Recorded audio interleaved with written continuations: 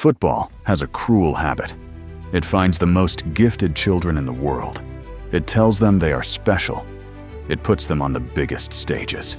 It hands them contracts and cameras and the weight of nations before they are old enough to understand what any of it means. And then, when the world has finished using them, it moves on. These are not players who were average. These are not players who tried their best and came up short. These were players who had something that most footballers will never have in a lifetime. And for reasons that had nothing to do with talent, they never got to show the world how good they really were. 4 wonder kids, 4 different stories, 4 different kinds of heartbreak. This is what football does to the ones it loves the most. Pelé, Messi, the greatest player the United States had ever produced. They called him all of these things before he had scored a single professional goal. And that, right there, was the beginning of the end.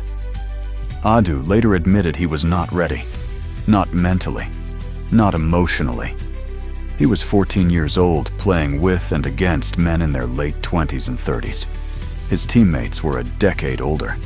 He could not relate to them. They could not relate to him. He was not a player in a dressing room. He was a phenomenon in a press conference. In 2007, he moved to Benfica in Portugal. The next chapter was beginning, the prodigy heading to Europe, where his talent could finally be tested properly. This was the moment. Instead, he made the decision he would spend the rest of his life regretting. He left Benfica on loan to Monaco. His words about that decision are devastating in their honesty. He said, "The biggest mistake I made in my career was leaving Benfica and going on loan to Monaco. That one decision, and I am not blaming anybody because I made the decision. I would have done differently. Monaco became a carousel. One loan became another. One club became another. 14 clubs across 9 countries. The discipline around diet and recovery that elite footballers build in their late teens, the habits that carry a career for 15 years, were never formed. Fame had arrived before the foundations. He retired in his early 30s, having never played at a World Cup, having never fulfilled even a fraction of what the world had decided before he was 15 that he was going to be. In 2023, he said, with the clarity of hindsight, "Sometimes you have all the talent in the world, and it is not enough. You have got to work your butt off." He was right. But nobody told him that when he was 14, and the cameras were flashing, and Nike was writing the checks. Freddy Adu was not a failure. He was a child, handed an adult's burden before he had grown into himself. Football ate him alive before he had a chance to fight back. Before we talk about what happened to Adriano, let us talk about what he was. In the early 2000s at Inter Milan, Adriano Leite Ribeiro, known simply as the Emperor, was one of the most physically terrifying strikers the sport had ever produced. 6'2", left foot like a cannon, the ability to hold off 3 defenders simultaneously, spin, and hit a shot that goalkeepers had a fraction of a second to even see. In the 2004 Copa America, Adriano was the top scorer. In the 2005 FIFA Confederations Cup, he was the top scorer again. Brazil won both. He scored 29 goals across 2 Serie A seasons at Inter. He was 24 years old. He was, without any serious debate, the best striker on the planet. Pelé, Ronaldo Nazário, the next great Brazilian number 9. People were not being modest. And then his father died. Almir Leite Ribeiro, the man who had walked his son to football pitches in the favela of Vila Cruzeiro since before Adriano could read. The man who had believed in him when nobody else did. The man who was the entire reason Adriano had wanted any of this in the first place. He died of a heart attack in August 2004. Adriano was in Italy. He flew home and stood at his father's grave, and something broke inside him that football, for all its power, could not fix. He returned to Inter Milan. He tried to play. He could not connect to the game that had once felt as natural as breathing.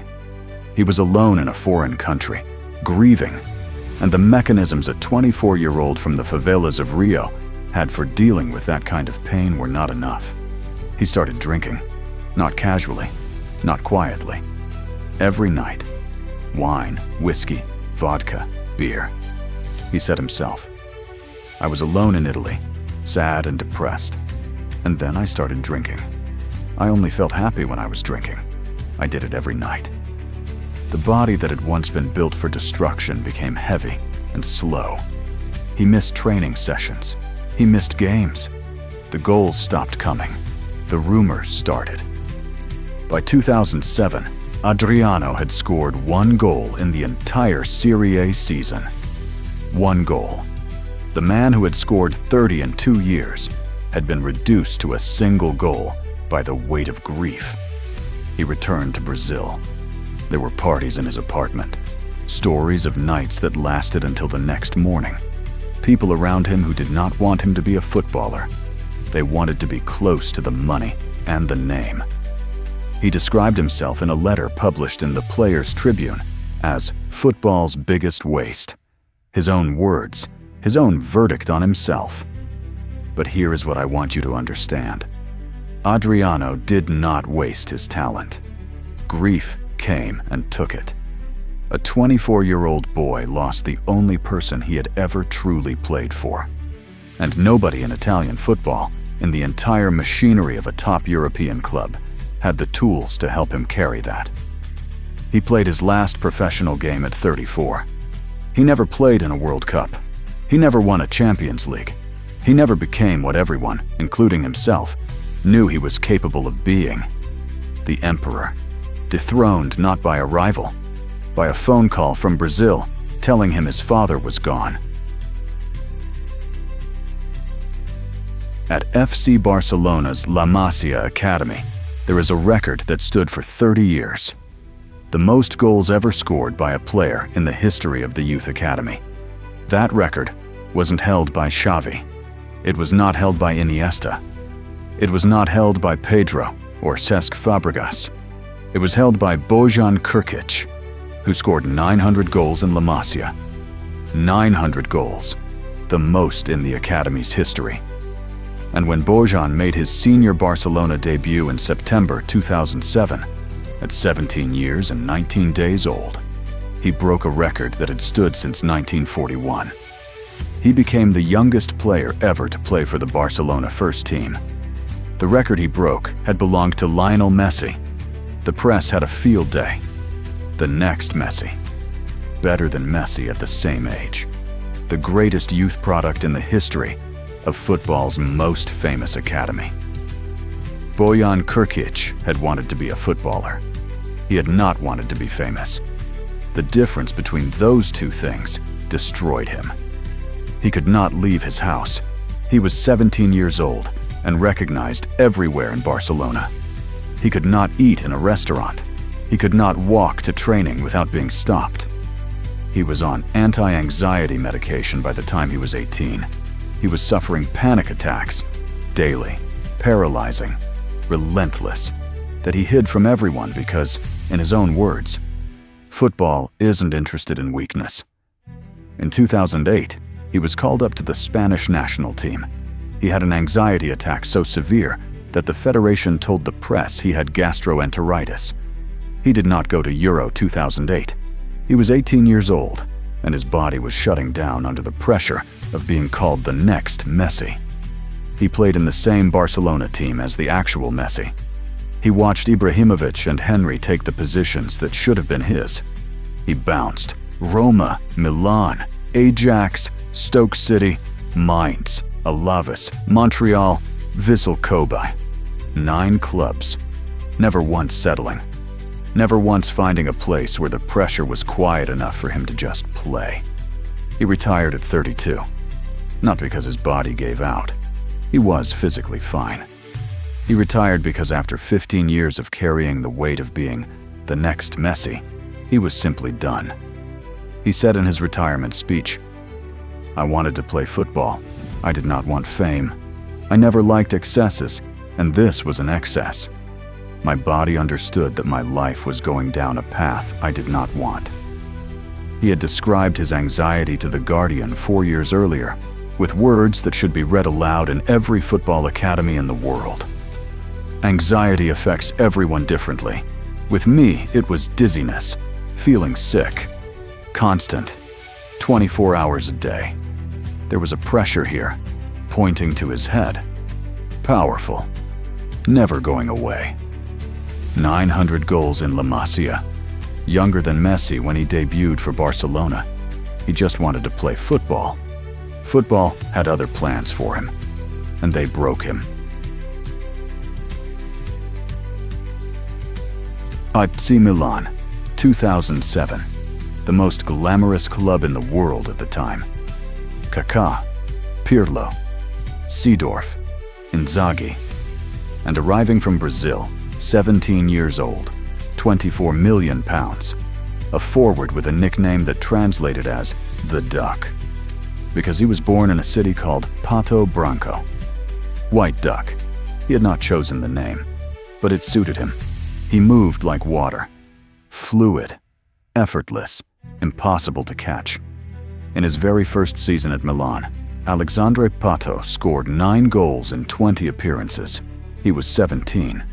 In his second season, he scored 18 goals in Serie A, joint top scorer at the club alongside Ronaldinho.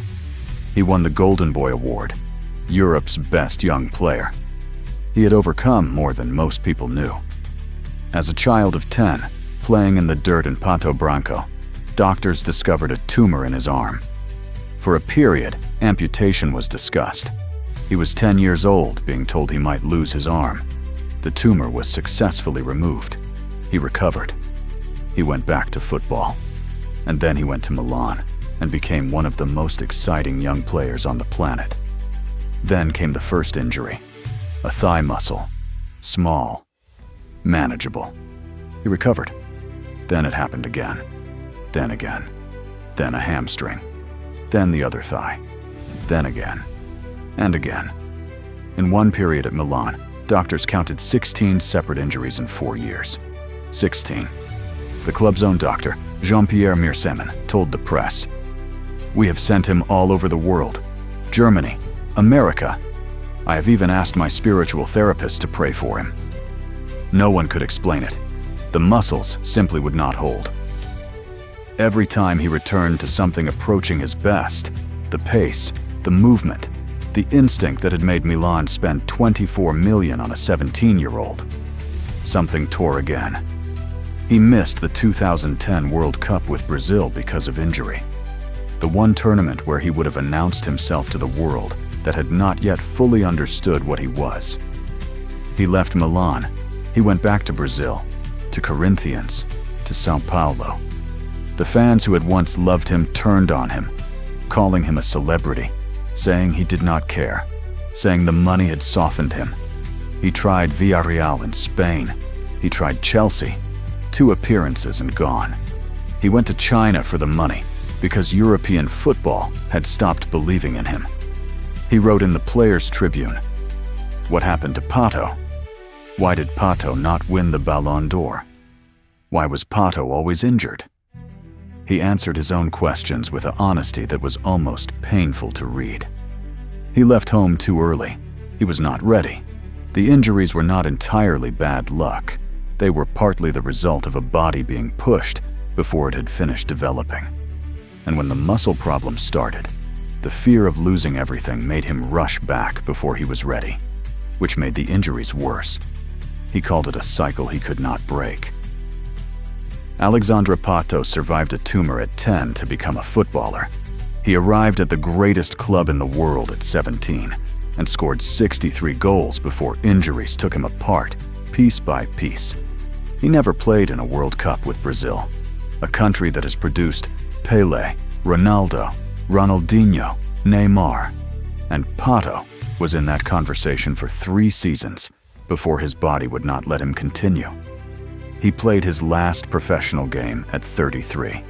at Orlando City in MLS, a stadium of 20,000 people, a long, long way from the San Siro. The duck who had once made Italy hold its breath, gone quietly, almost without anyone noticing.